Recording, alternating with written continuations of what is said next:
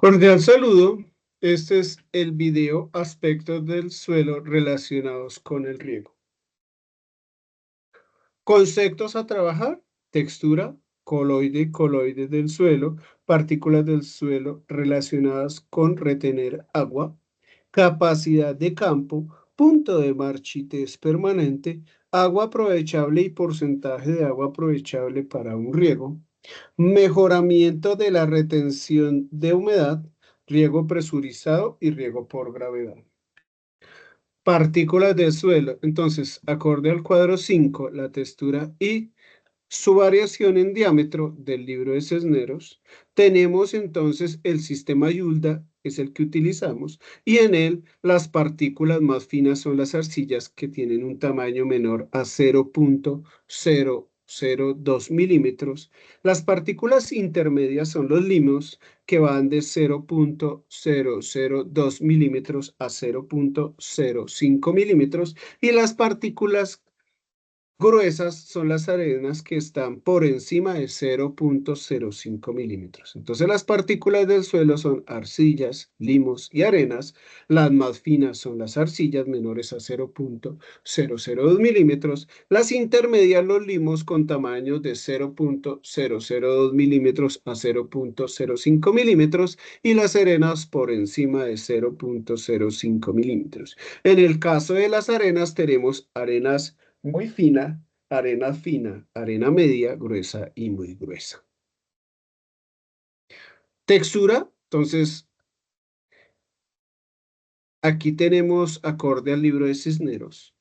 Entonces, la textura se puede definir como esa condición física del suelo derivada de su material parental que le confiere propiedades tanto físicas como químicas y que en laboratorio se cuantifica como el porcentaje de arenas, porcentaje de limos y porcentaje de arcillas que tenga el suelo. Repito, esa textura entonces esa condición física del suelo derivada de su roca madre o material parental que le confiere propiedades tanto físicas como químicas y que en laboratorio se determina mediante la cuantificación del porcentaje de arcillas, porcentaje de limos y porcentaje de arenas.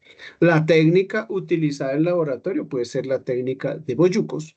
Aquí el laboratorista entonces tiene el porcentaje de limos, porcentaje de arenas y porcentaje de arcillas. Él se va a este cuadro este triángulo textural, perdón, que es el triángulo textural de la USDA, el Departamento de Agricultura de los Estados Unidos. Es ese triángulo textural, entonces él define entonces el porcentaje de arcillas por el laboratorio, el porcentaje de limos y el porcentaje de arenas. Entonces él toma aquí el porcentaje de limos. Vamos al caso de un suelo que tiene 30% de limos. Entonces él se desplaza por esta línea, ¿sí?, hacia abajo de manera transversal. Coge entonces también o toma el porcentaje de arenas, ¿sí? En este caso tenemos 30%. Él se desplaza de manera transversal hacia arriba, ¿sí?, en la línea de las arenas. Entonces, cuando cruza la línea de las arenas con las arcillas, en este punto, ahí ya tenemos la textura. Por carta, entonces, podemos observar que si el suelo tiene 30% de limos, 30% de arenas, pues va a tener 40% de arcillas. ¿Sí? Ahí vemos las flechas de desplazamiento. Los limos es un desplazamiento transversal hacia abajo. Las arenas es un desplazamiento transversal hacia arriba, ¿sí? Y las arcillas es un desplazamiento horizontal. Aquí en este punto, entonces el suelo tiene 30% de limos, 30% de arenas, 40% de arcillas. Si tiene esa condición, el triángulo textural nos va a decir que este suelo es franco arcilloso. Ujú. Listo. Coloides del suelo, el suelo tiene dos coloides, las arcillas y la materia orgánica. Los coloides entonces son partículas muy afines con la humedad, con el agua, ¿sí? Y también, pues por el lado físico y por el lado químico, permiten el intercambio catiónico. Entonces, los coloides del suelo son las arcillas y la materia orgánica son partículas finas íntimamente relacionadas con la retención de humedad y químicamente permiten el intercambio de cationes. Partículas del suelo relacionadas con la retención de humedad y tenemos los coloides. Entonces, las partículas del suelo relacionadas con la retención de humedad son las arcillas y son la materia orgánica. Capacidad de campo, punto de marchitez permanente y agua aprovechable. Entonces tenemos las fórmulas de Cisneros. La capacidad de campo podemos definir como el límite máximo, ¿sí?, de disponibilidad de agua de un suelo para con las plantas cultivadas. Es el límite máximo de disponibilidad de agua de un suelo para soportar las plantas cultivadas. En condición práctica cuando tenemos, perdón, un riego moderado o una lluvia fuerte y el suelo es dejado en esa condición hasta que drene naturalmente. En ese punto específico tiene el límite máximo o el porcentaje máximo de humedad de agua que le puede aportar ese suelo específico a las plantas. Ese suelo, entonces, cuando se da un riego moderado o un aguacero y se da un espacio de tiempo para el drenaje natural, la humedad con la que quede ese suelo es la humedad de capacidad de campo. Es el límite máximo de disponibilidad de agua del suelo, ¿sí?, que se da después de un riego moderado o una lluvia y posterior a esa condición, el drenaje natural.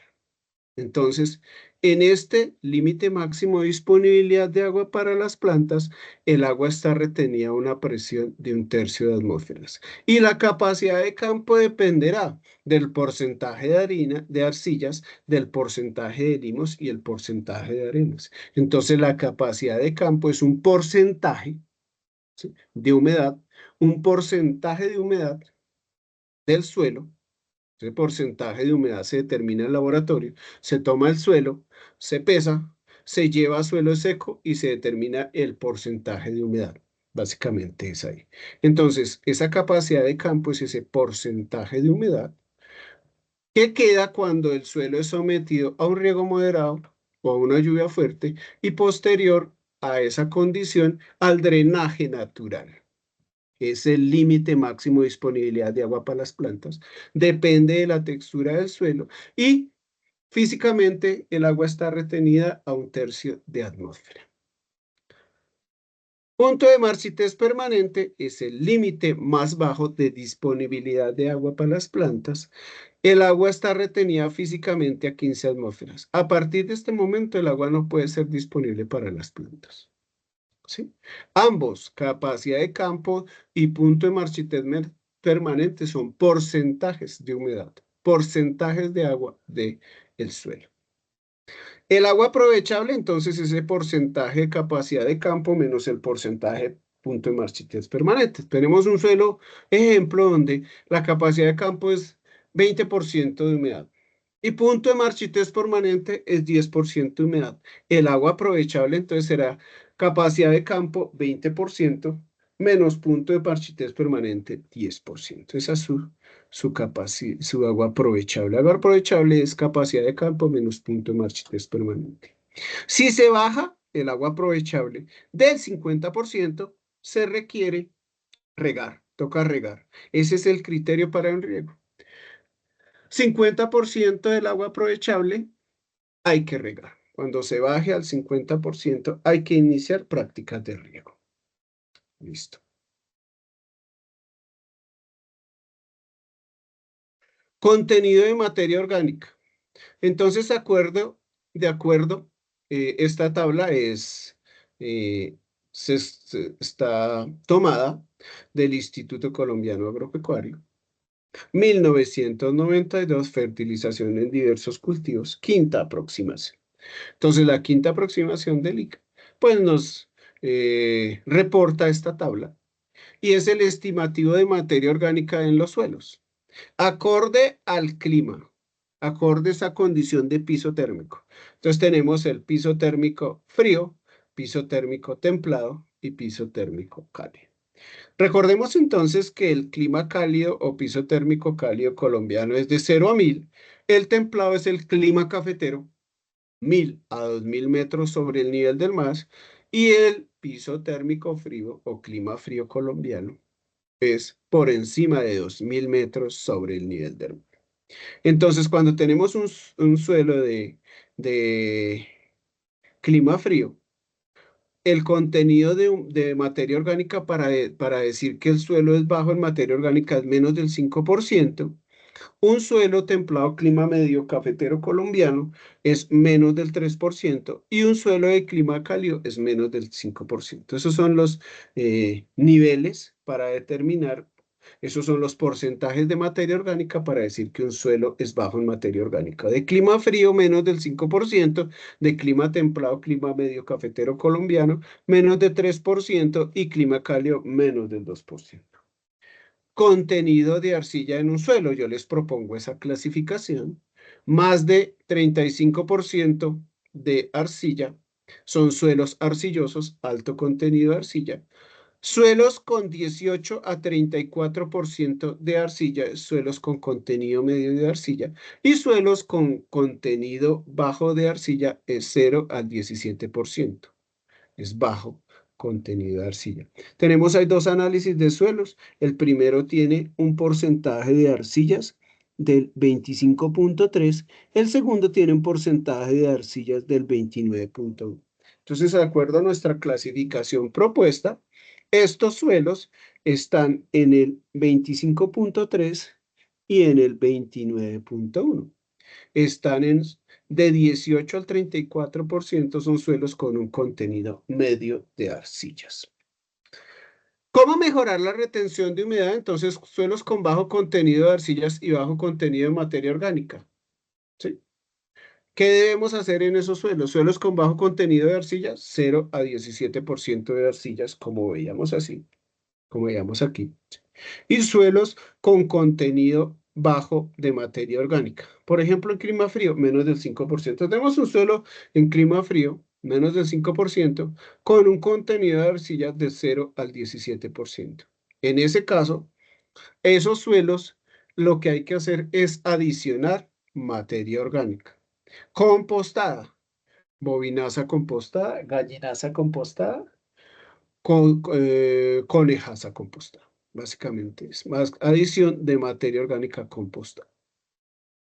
Suelos con alto contenido de arcilla. Esos suelos no van a tener problemas de retención de humedad porque las arcillas las tienen, retienen humedad. Entonces, ¿qué hay que hacer en estos suelos? En estos suelos, no, o sea, para mejorar la retención de humedad no hay que hacer nada porque ya el material parental ya lo dotó de arcillas. ¿Qué hay que hacer en estos suelos? Mejorar la infiltración. ¿Y cómo vamos a mejorar la infiltración? Agregando agentes formadores de poros. Entonces vamos a agregar materia orgánica, vamos a agregar, por ejemplo, cascarilla de arroz, si es posible. O si no, es importante hacer medidas como el abonado verde. En clima frío, por ejemplo, un cultivo de habas. En clima frío, medio y cálido, un cultivo de maíz. Lo hacemos, cosechamos las mazorcas en el caso del maíz, las habas en el caso del cultivo de habas, y lo que hacemos es integrar mecánicamente toda esa biomasa al suelo. Entonces, esa biomasa es un agente formador de poros. Eso es lo que debemos hacer en un suelo arcilloso. Suelos arenosos, en esos suelos hay que aumentar la agregación de esas partículas, de esas arenas.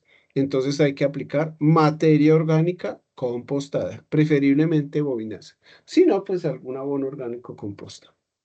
Y suelos limosos. Los suelos limosos son suelos de doble vía de trabajo. En estos suelos entonces hay que trabajar la filtración, porque algunos tienen problemas de filtración, entonces hay que hacer abonado verde, incorporar abonos verdes, ¿sí? Para mejorar agentes formadores de poros, abonados verdes, cascarillas de arroz y aplicación de materia orgánica compostada. Esos suelos de doble vía de trabajo, agregación de materia orgánica para no descuidar la retención de humedad y agregación de materiales o agentes formadores de poros como el abono verde.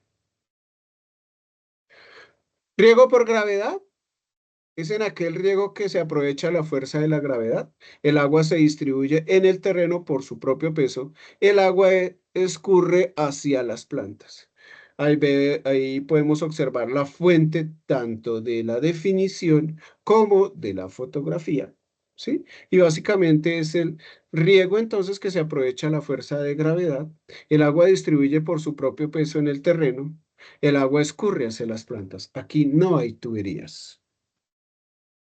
Riego presurizado es aquel riego que tenemos necesariamente una tubería. Hay un componente físico de presión que se mide en PSI, libras por pulgada cuadrada. Entonces se requiere de motores que le dan presión y energía al agua para conducirla por tuberías. Sí, básicamente. Entonces el riego presurizado es un riego donde tenemos un componente físico de presión, ¿sí? Que se mide en libras por pulgada cuadrada. Se requiere de motores que le den presión y energía al agua para conducirla por tuberías. Lo que buscamos aquí entonces es formar una lluvia artificial. ¿Y cómo formamos una lluvia artificial? Pues presurizamos el agua y ahí tenemos entonces un componente fundamental en el riego que son los emisores. Vamos a tener aspersores, vamos a tener goteros o vamos a tener nebulizadores. También podemos tener cañones. Bueno, hasta aquí es este video inicial, deseándoles éxitos tanto en su actividad como en el curso de riegos y drenajes.